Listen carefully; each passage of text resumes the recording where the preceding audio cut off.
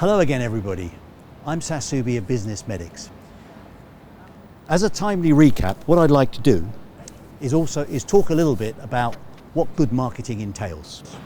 Critically, at the beginning of any marketing activity, you should have created some sort of marketing budget, some sort of marketing plan, and also a time framework within which that plan is achievable. What we will then do is take a workshop or a roadmap, which will then pinpoint along the way critical areas that we need to deliver against in order to increase turnover and, most importantly, enhance your brand.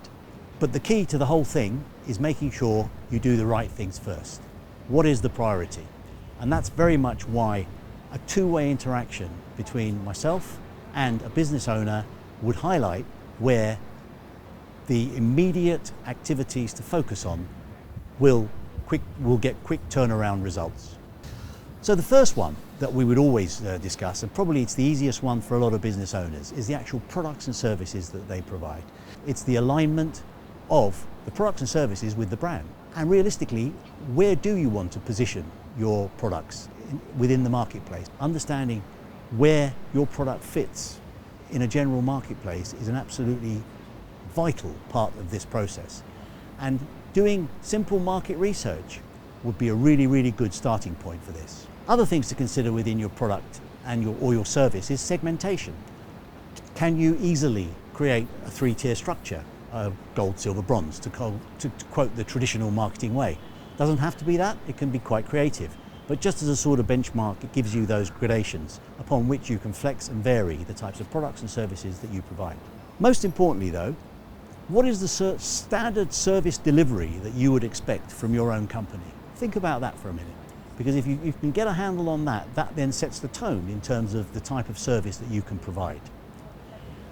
Make sure you've got your pricing right, and make sure whatever happens, you've got a tariff that you can discuss in great detail, in more depth, with your potential prospects and clients. One of the key things about the buyer's process is effective selling.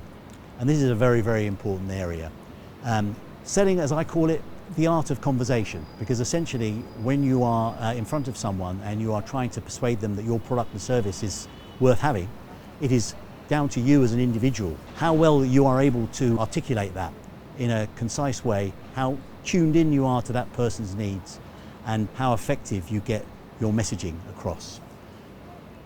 A lot of companies have people who are expert salespeople, and if you have that, well done, great, carry on.